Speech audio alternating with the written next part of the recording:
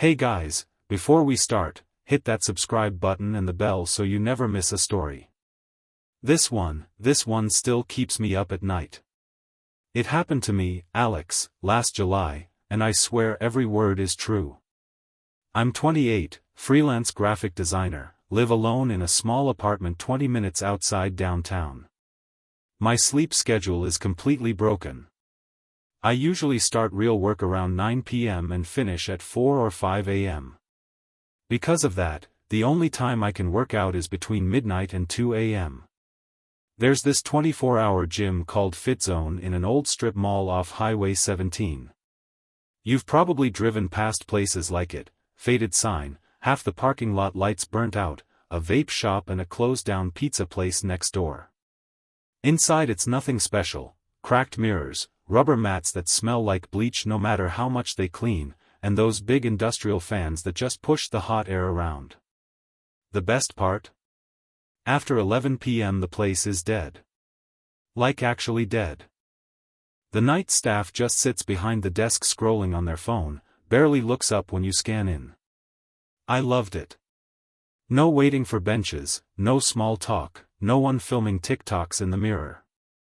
Just me, my playlist, and the clank of plates. I'd been going there almost every night for 8 months.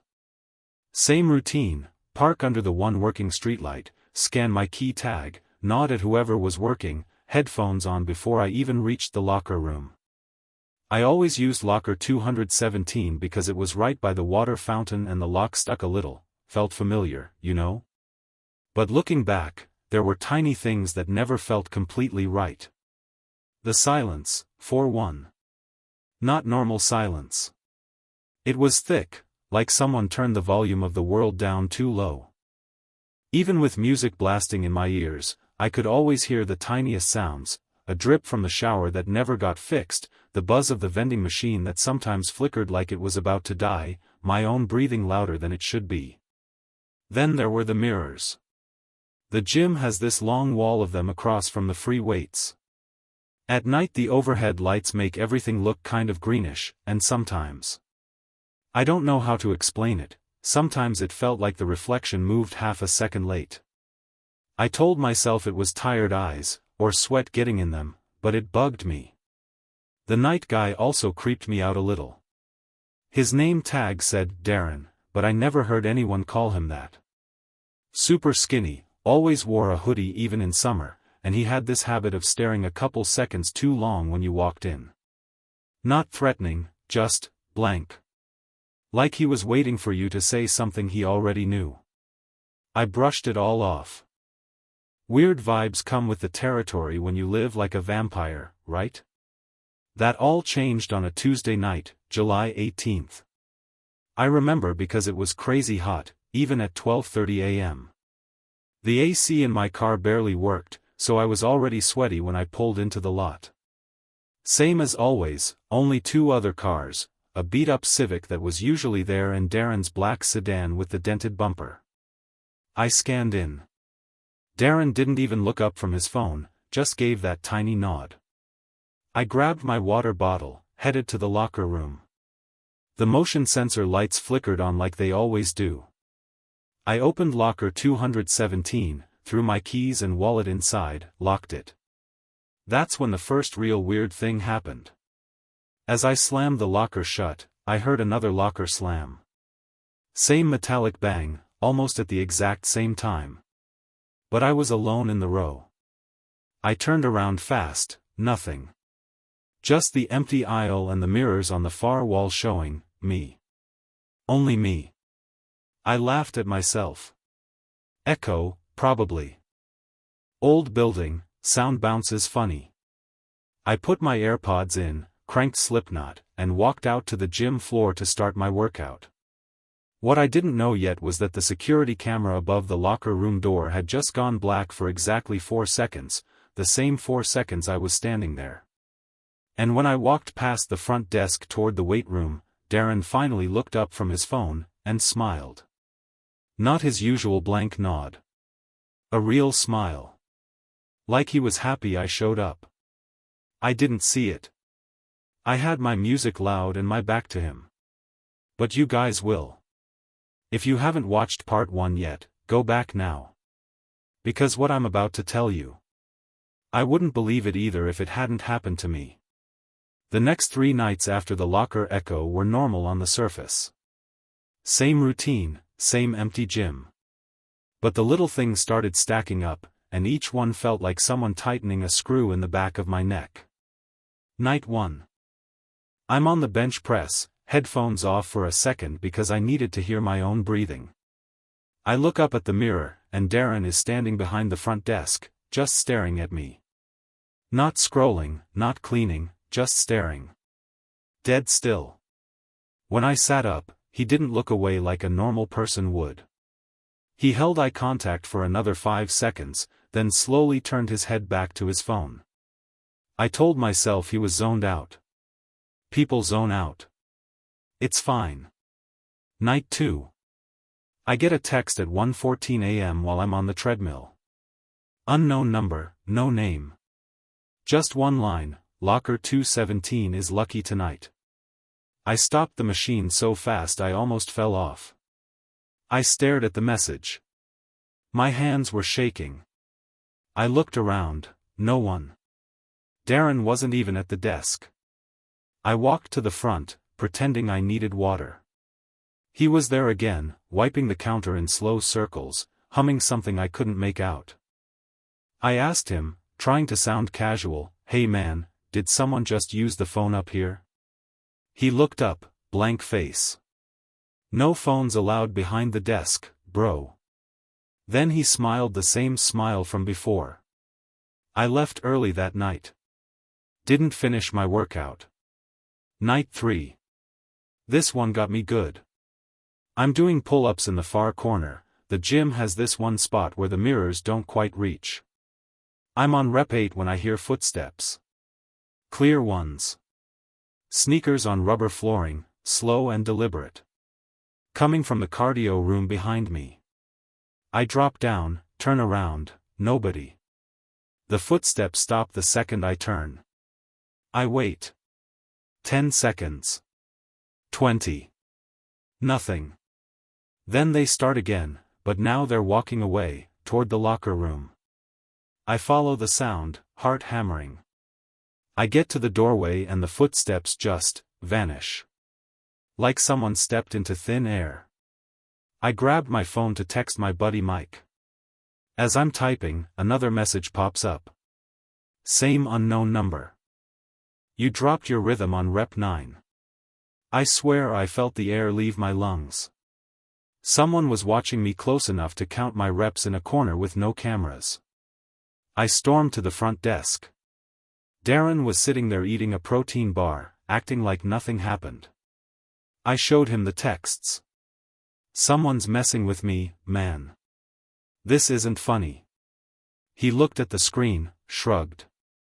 Probably your girlfriend pranking you. I told him I don't have a girlfriend. He just said, weird, and went back to eating. I called the cops from the parking lot.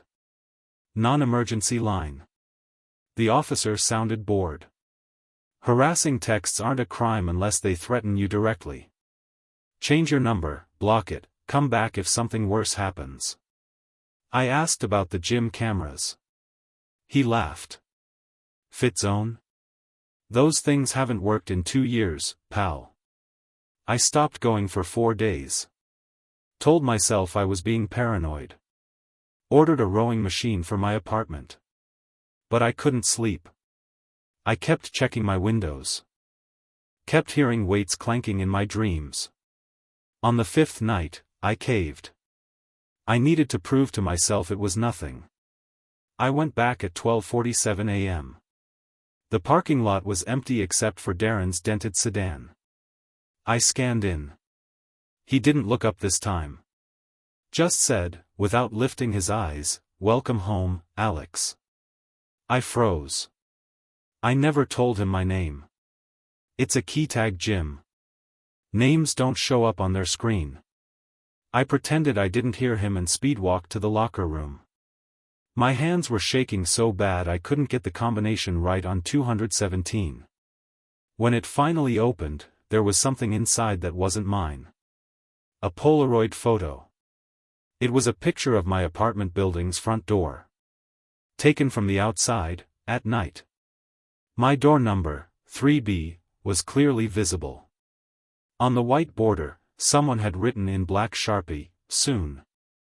I ran out of there. Didn't even close the locker. Jumped in my car and peeled out. Called Mike on the way home, screaming. He calmed me down, told me to crash at his place. I said no, I needed to grab clothes first. When I got to my apartment complex, I parked across the street because something felt wrong. My usual spot was taken by a black sedan with a dented bumper. I sat in my car watching it for 20 minutes. Nobody got in or out. Then my phone buzzed. Unknown number again. One photo this time. No text. It was a picture of my apartment window, taken from inside my living room, looking out at me sitting in my car. The overhead light in my apartment was on. I never leave it on. I called the cops again. This time they came. They searched my place, nothing. No sign of break-in. Doors locked, windows locked. The officer told me sometimes stalkers use old photos to scare people. I showed him the timestamp. He went quiet. They took the Polaroid and the phone screenshots. Told me to stay somewhere else for a few nights. I haven't been back to the gym since. But tomorrow night. Part 3, is when the doors got locked from the outside. And I was still inside. Comment, "I'm scared," if you're feeling it right now. Because you should be. You're here for the night that broke me. This is the part 1 still can't watch back when I edit these videos. Turn the volume up. You need to hear what I heard. After the photo from inside my apartment, I did what the cop said, I stayed away from home and the gym. For 9 days I crashed on Mike's couch, barely slept, kept my phone on loud. No more texts. No strange cars. Nothing. I started thinking maybe whoever it was got bored when I disappeared. Big mistake. On the 10th night, July 31st, I ran out of clean clothes. Mike was at work until morning. I told myself, go to the apartment at 1 a.m., grab a duffel bag, leave in under 5 minutes. Quick in and out. I even parked 2 blocks away so no one would hear my car near the building. I got to my door at 1:07 a.m. Key in the lock. The hallway light was flickering. My hand was shaking so bad the key scraped metal 3 times before it went in. I stepped inside, didn't turn on any lights, just used my phone flashlight. Everything looked normal. I grabbed clothes, protein powder, charger, threw it all in the bag. That's when I heard it. One soft knock on the door. Not loud. Like a knuckle, barely touching. My heart stopped. I stood dead still in the dark living room. Bag half zipped. Phone light pointed at the floor. Another knock. Same spot. Same softness. Then a voice. Male. Low. Calm. Familiar. Alex, you forgot something at the gym. I knew that voice. Darren. I didn't breathe. I backed up slowly until my shoulders hit the wall between the living room and kitchen. Phone light shaking in my hand, making shadows jump everywhere. Silence for maybe 30 seconds. Then the doorknob turned. Slowly. Left, then right. Testing the deadbolt. It held. I slid down the wall into a crouch, trying not to make a sound. My pulse was so loud in my ears I thought he could hear it through the door. Then the worst sound I've ever heard in my life. A key sliding into the lock. Metal on metal. Slow. Patient. He had a key to my apartment. I panicked, ran to the bedroom, shut the door as quietly as I could, locked it. Backed into the corner by the window. I was texting 911 when the front door opened. I heard it. The little click of the latch, the creak it always makes. Footsteps. 1, 2, 3. Into my living room. Slow, like he was enjoying every step. He stopped right outside my bedroom door. I could see the shadow of his feet under the gap. Black sneakers. Same ones he wore at the gym. I was crying silently, phone in one hand, the other clamped over my mouth. Then he spoke again, inches from the door. Whispering now. I just want to finish your workout with you, Alex. You left early last time. The doorknob started turning. I watched it move a full 90 degrees before the lock stopped it. I looked at the bedroom window. Second floor. No balcony. If I jumped I'd break both legs. He rattled the handle once. Hard. Then, nothing. Complete silence for 10 full seconds. I thought he left. I was wrong. I heard him walk away, back toward the front door. Slow. I let myself breathe. One tiny breath. Then every light in the apartment turned on at once. Kitchen, living room, hallway. Bright as day. I never touched the switches. I stared at the bedroom door, waiting for him to come back. Instead, I heard a new sound. My phone started ringing in my hand. Unknown number. I had it on vibrate and loud, ringtone screamed through the room. I rejected the call fast. It rang again instantly. I turned the phone off completely. Held the power button until the screen went black. The apartment lights started flickering. Fast. Like a horror movie. On off. Then they stopped. Everything went dark again. I sat frozen for what felt like hours but was probably 2 minutes. I heard the front door close. Soft click. I waited another 5 minutes. 10. No sounds. I crept to the bedroom door, pressed my ear against it. Nothing. I opened it an inch. Hallway empty. Living room empty. Front door closed, deadbolt still thrown.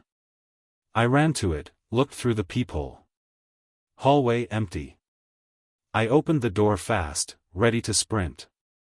That's when I saw it. On my welcome mat, right outside the door, was another Polaroid. It was a photo of me. Taken seconds ago. From inside my bedroom.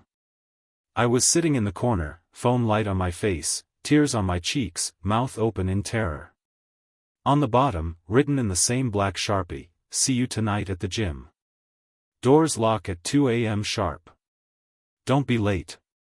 I slammed the door, chained it, pushed my couch against it. Called the cops again. They came, searched the whole building. No sign of anyone. No forced entry. They said the photo could be old, timestamp faked. They were tired of me. I didn't sleep. At 6 a.m. I drove to Mike's, told him everything. He finally believed me. We called the gym owner, voicemail full. We looked up FitZone online. The website was down. Google reviews stopped 6 months ago. That night, August 1st, I did the stupidest thing I've ever done. I went back to the gym. I told myself I had to know. Had to see if Darren was really there. Had to get proof. I parked across the street at 1:43 a.m. The parking lot was empty. No cars. Not even Darren's. The front doors were wide open. Lights inside were on, but dim. Like only half the bulbs worked. I sat in my car for 10 minutes. Told myself to leave. At 1:57 a.m. I got out. Walked toward the doors. I stepped inside. The doors slammed shut behind me. I turned around. Every deadbolt locked at once. 5 of them. Click click click click click. All the lights went out except one red exit sign above the locked doors. And from the darkness in the weight room, I heard weights clanking. Slow. One plate at a time. This is the final part. If you've made it this far, thank you. And I'm sorry. I'm going to tell you exactly how I got out of that gym alive, and what it cost me. The second those doors locked and the lights died, I ran blind toward the back exit, the one that leads to the alley. I knew it had a push bar that was supposed to open from inside no matter what. Fire code, right? Wrong. I slammed into it full speed. The bar didn't move. Someone had chained it from the outside. I could see the thick chain through the little window, padlock shining under the streetlight. The clanking of weights stopped. Then the footsteps started. Slow. Rubber soles on rubber floor. Coming from the weight room straight toward me. I sprinted left, into the cardio room, hid behind the farthest treadmill. Dropped to the floor, chest heaving, trying not to make a sound. My phone was in my hand, zero service. No bars. I found out later the whole building is a dead zone after midnight. The footsteps walked past the cardio room. Stopped.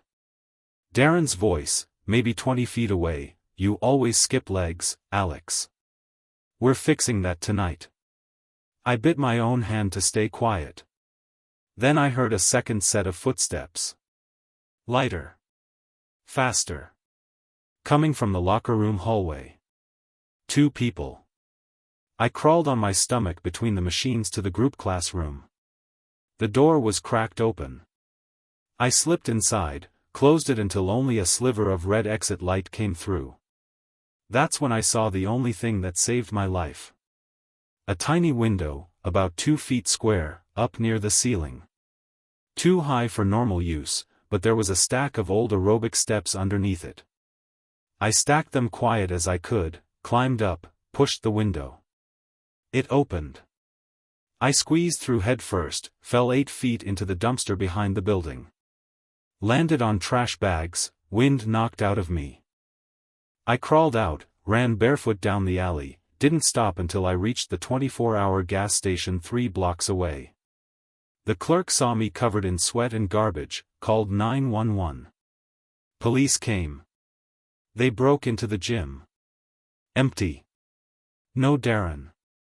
No second person. Doors still chained from outside. Chains they had to cut with bolt cutters. They found my shoes by the treadmill I'd hidden behind. That was it. They pulled the employee records. Darren wasn't in the system. The photo on file was a stock image. The owner finally answered the phone the next day, said he hadn't hired night staff in over a year because of break-ins. The desk was supposed to be empty after 11 p.m. Someone had been letting themselves in with a copied master key for months. They never found him. I moved the same week. New city, 2 states away. Changed my number, deleted every social account, quit freelancing for strangers, took a boring 9 to 5 daytime job. My mom begs me to go to therapy. I tried. I can't talk about it without throwing up. I don't go anywhere alone after dark anymore. No late-night stores, number 24-hour anything. I check the locks 5, 6 times. I installed cameras outside my new apartment. I flinch when weights clank in the background of someone's TikTok. I still use locker 217 in my head every time I hear metal slam. Most nights I manage to convince myself it's over. Except for one thing that happened 3 weeks ago. I was walking home from work, daylight, busy street. My phone buzzed with a text. New number, but somehow not blocked. One photo. It was the inside of my new apartment, taken from the hallway, aimed at my couch where I sit to watch TV. The angle was from the front door, like someone had just opened it and snapped the picture. The caption was only 4 words, "New gym opens soon." I called the police here. They're looking into it. They say the photo could have been taken before I moved in. I know every inch of my own furniture. The blanket on the couch in the picture is the one I bought the day after I moved. I haven't told anyone this last part until right now.